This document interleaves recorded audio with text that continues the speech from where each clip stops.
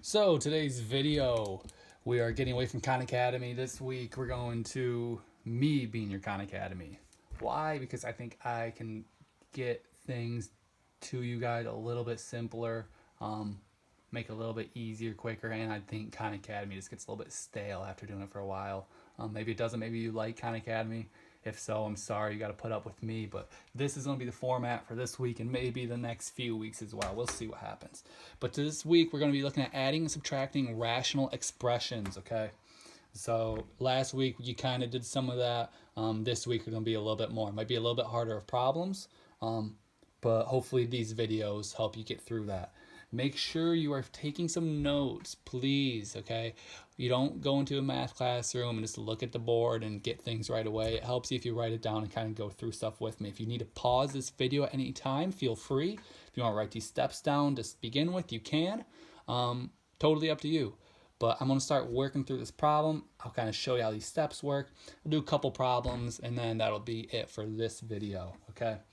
So we have a problem here. We have 3 over x minus 3 plus 12 over x squared plus 5x, and that is a minus sign, so minus 24. So I have a binomial here, 2 terms, and I have a trinomial here, 3 terms, okay? So I can't add these together yet. So step 1, I'm going to factor denominators, okay? So factor the denominator. Over here, I can't do anything with the x minus 3, so that's going to stay the same. So I'm just going to rewrite this as 3 over x minus 3. And I want to add 12, and then this piece is where I can factor. If you can't remember how to factor, that's fine. You might have forgotten it, but you will need to do it. So while I said it's fine, you're gonna have to go back, look at old notes, check Google Classroom, find a YouTube video. You gotta be able to factor at this point. So to factor this, I need factors of negative 24 that add up to 5. Okay, so you can kind of think of those through your head. 6 and 4. Remember, one of those have to be negative, so 6 and negative 4, 8 and negative 3, negative 3 and 8. Did I say the same thing? Maybe negative 8, I don't know, whatever. If I'm going to skip ahead, I kind of know these factors. I got them down. So x plus 8 times x minus 3. Those are the factors of this. So if I factor this down, this is what I get. And negative 3 times 8 gives me negative 24. 8 plus negative 3 gives me 5x. Again, if you can't remember how to factor, please go check a video, email me, see me, something. Okay, so step 1 is done. We factored denominators. Step number 2, find or create a common denominator. That's what you have to do before you can add or subtract these rational expressions. So over here I have 3 over x minus 3, and over here I have 12 over x plus 8 times x minus 3. Well, this kind of looks like we're getting close to being having a common denominator. We have x minus 3 here, we have x minus 3 here. All we're missing is this x plus 8. If we had an x plus 8 over here, we could add these together. So what are we going to do to get an x plus 8 over here? Well, I can't just write an x plus 8 over here. What I can do is I can multiply this piece by x plus 8 over x plus 8. So I can do x plus 8 over x plus 8. Okay, that's what I'm going to do. And why does that work? Well, if I gave you a problem, something simple, if I write it, I don't have a ton of room on this piece of paper. Let's say I have 1/3 plus 2/6.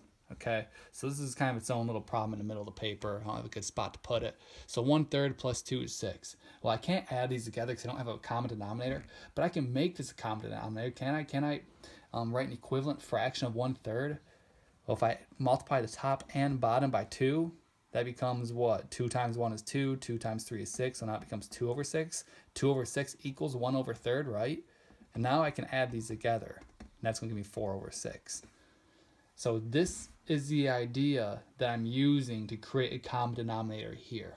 Okay, this just looks a little bit harder because I got the x plus 8. It's kind of nasty looking, but that's the idea. So now I'm going to rewrite this all down here. So I'm going to have 3 times x plus 8. So I'm going to have 3 times x plus 8 over x plus 8 times x minus 3. And I'm going to be adding 12 over x plus 8, x minus 3. So step number 2 is done. We got a common denominator. Great. Step number 3.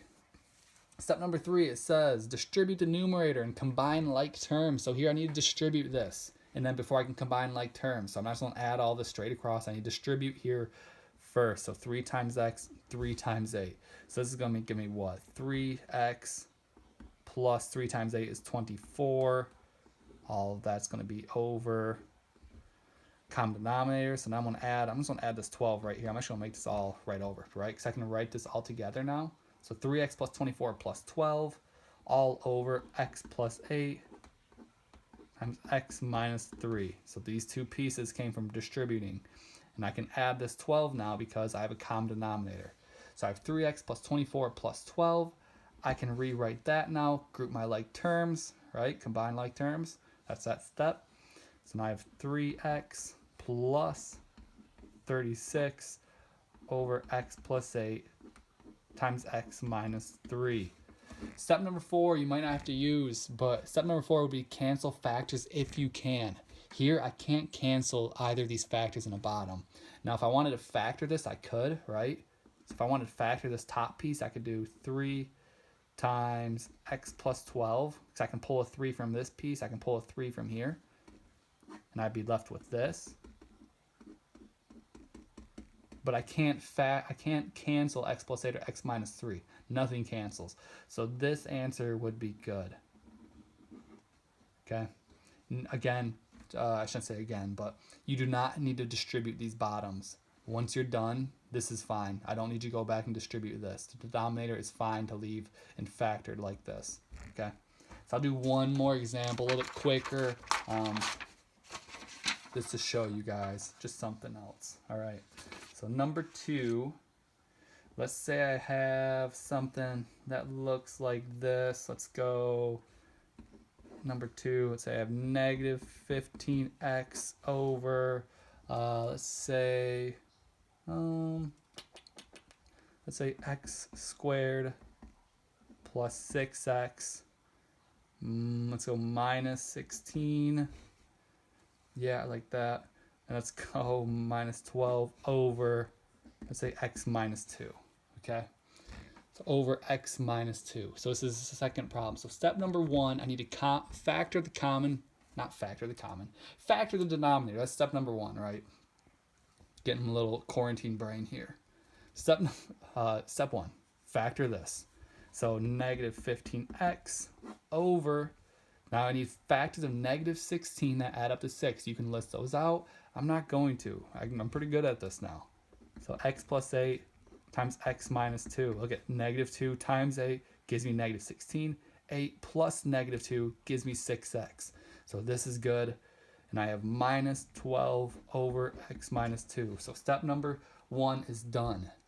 Step number 2, find a common denominator. Create one. So I'm going to create a common denominator. I have x minus 2 here. I have x minus 2 here. I need to get x plus 8 over here as well. So to do that, I'm going to have x plus 8 over x plus 8. Okay, I'm going to multiply top and bottom by that. So I'm going to create that common denominator. So now I have negative 15x over x plus 8 times x minus 2. And I'm going to subtract that from 12. I'm going to actually skip a step. I'm going to distribute this right away. So negative 12 times x gives me what? Negative 12x. Not negative 12x. 12 times x gives me 12x. 12 times 8 gives me 96, I believe. So plus 96. And all of that's going to be over now. X minus 2. X plus 8. So all I did, I distributed this through. So that takes care of step 1's done. Step 2's done. And I've distributed. So now I just need to combine my like terms. Okay. So combine my like terms. I'm going to have my next piece. I'm going to write this all down here. X plus 8 times x minus 2 is in the bottom. So I have negative 15x minus positive 12x. That's going to give me negative 27x. And I have no number over here, but I have a 96 here. So it's like having 0 minus 96. So I'm going to subtract 96 there. And now I'm done. I could check the fact, can I cancel these denominators? No, I can't factor this down and cancel anything else. So this problem would be good to go. That's solved. Okay.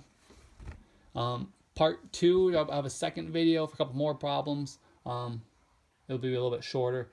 Thanks, guys. Give me feedback if you like this, what things can I do differently. Hope you enjoy. Hope everyone's doing well. Thanks.